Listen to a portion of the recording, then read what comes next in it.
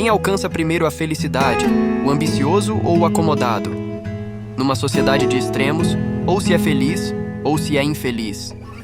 Desse modo, não cabe espaço para o meio termo, e nesta esteira, ou se é tudo ou não se é nada. Atualmente, vivenciamos uma cultura do ilimitado, da quantidade e dos valores extremos, em que cultivamos e compartilhamos um gosto pelo exagero. O problema disso é que a consequência dessas extremidades nos faz perder de vista que nem tudo na vida pode ser quantificado, pois há coisas como sensações, emoções ou sentimentos que não podemos metrificar ou trazer valores exatos, e o máximo que conseguimos delas é aproximar, correlacionar ou assemelhar tais estados psíquicos. E a felicidade, por compreender um conjunto de sentimentos prazerosos, pode ser uma dessas percepções difíceis de não só ser apreendida, mas também de ser objetivada como uma variável física dentro de qualquer laboratório científico.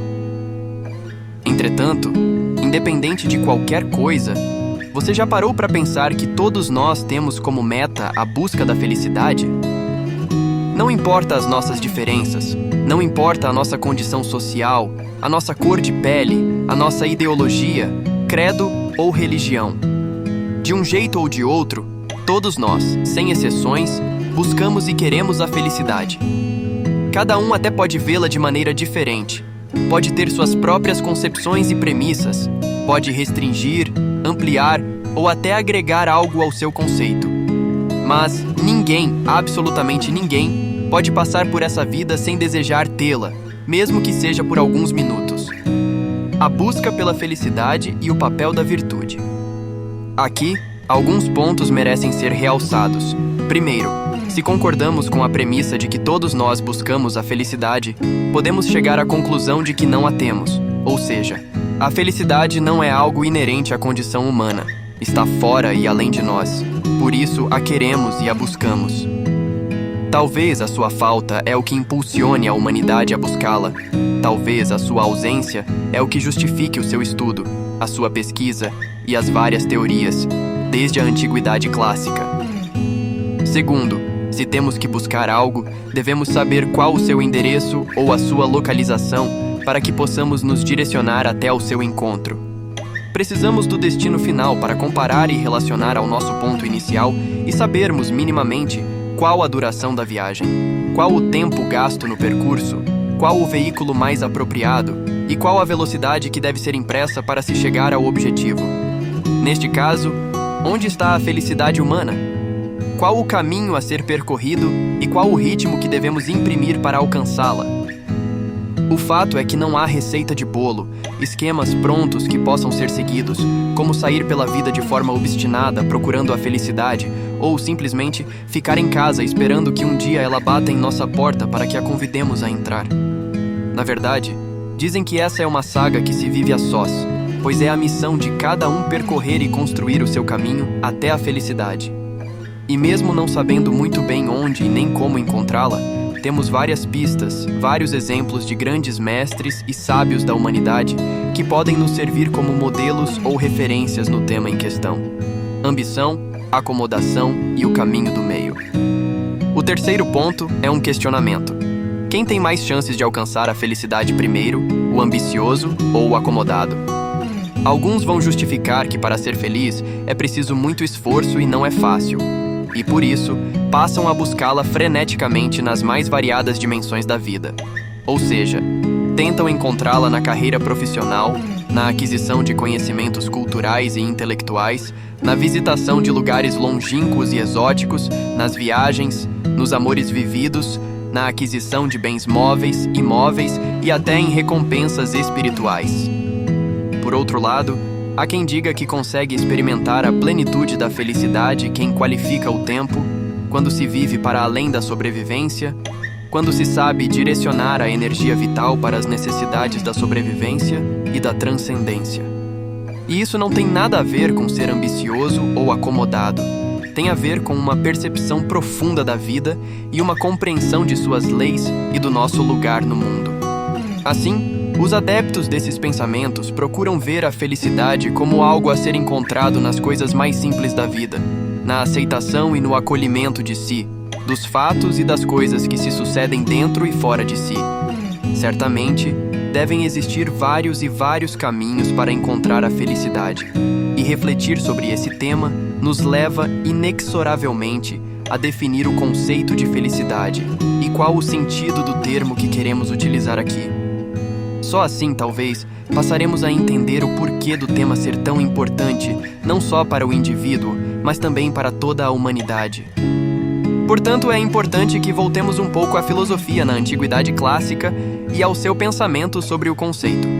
Dentre todos, acreditamos que o filósofo Aristóteles pode nos iluminar ricamente nesta reflexão. Ele foi um filósofo grego, discípulo de Platão na academia deste. Atribuem-se a Aristóteles algumas características, como um homem de conhecimento extraordinário em vários campos da vida, por exemplo. Além disso, seus pensamentos influenciaram toda a construção do pensamento intelectual ocidental. Para se ter ideia, ele foi nada menos que o educador de Alexandre, o Grande. Aprofundando-se um pouco mais em suas ideias, é notável que Aristóteles defende que a felicidade nada mais é do que a finalidade das ações humanas.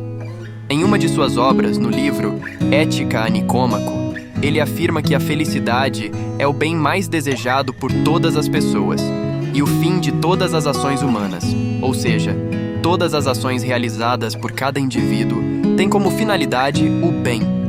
Porém, os fins que se perseguem são os mais diversos possíveis. Alguns colocam a felicidade nos prazeres sensíveis, outros, por sua vez, nos prazeres transcendentais. Por exemplo, o pobre na riqueza, o enfermo na saúde, etc. Mas a felicidade própria da natureza humana não pode se assemelhar à felicidade dos reinos minerais, dos vegetais ou dos animais, porque a natureza não se repete e cada elemento que a compõe é único. Neste caso, o ser humano, diferente dos demais reinos, tem uma alma que vibra dentro de si e que precisa ser ordenada pela razão, ser desenvolvida através da prática das virtudes e, assim, sair do seu estágio infantil, indo até o seu estágio adulto. E seria esse desenvolvimento de alma que nos confere a legítima felicidade humana. O interessante é que, segundo Aristóteles, para ser feliz é preciso primeiro ser virtuoso, e tal conquista não é um fruto gratuito, mas consequência de muitos esforços e de uma longa aprendizagem das virtudes, como bondade, generosidade, justiça, temperança, etc. Para isso, é muito importante não só a experiência individual, mas também os modelos, as técnicas. Assim, teoria e prática deverão ser tratadas de forma inseparável. Vale ressaltar que Aristóteles foi um filósofo científico e sempre buscou objetivar as suas ideias. Dessa forma, a verdadeira felicidade é própria da natureza humana e corresponde a uma vida humana em conformidade com a razão. Ou seja, a felicidade humana depende de uma vida orientada por virtudes, sabedoria e valores, que quer dizer o mesmo que o governo da razão sobre as instabilidades instintivas, os desejos e as emoções. O conceito de razão aqui tratado pode ser entendido à luz de um outro filósofo, professor de Aristóteles, Platão. Pois para ele, a razão pode ser entendida como a organização dos pensamentos e dos sentimentos de acordo com uma virtude universal. Por exemplo, uma pessoa que organiza a sua forma de pensar e de sentir a vida pela virtude da bondade, a tendência é que suas ações existenciais sejam impregnadas por bondade, que é uma virtude que desenvolverá a sua alma e, consequentemente, a tornará feliz. É por isso que a verdadeira felicidade do ser humano só é possível através do exercício prático das virtudes. Bom, não interessa saber só o que é a virtude. É necessário, acima de tudo, aprender a ser virtuoso. E para isso, devemos aprender a agir em conformidade com o uso da razão, sempre procurando nos afastar dos excessos e das carências, pois, para essa tradição de filósofos, a virtude nasce da temperança e do equilíbrio, o caminho do meio e a arte de viver. Por fim, diante de todo o panorama que foi exposto acima, agora cabe a nós responder à pergunta do nosso título em questão. Quem pode alcançar primeiro a felicidade, o ambicioso ou o acomodado? Acreditamos que nenhum dos dois vai alcançar a felicidade, uma vez que ambos buscam caminhos extremos e não podem ser vistos dentro do rol de virtudes, mas de debilidades. Pois, se a felicidade nos exige como condição a prática da virtude, a sua mais pura expressão se encontra no ponto justo, no equilíbrio, no caminho do meio, e não no excesso ou na carência.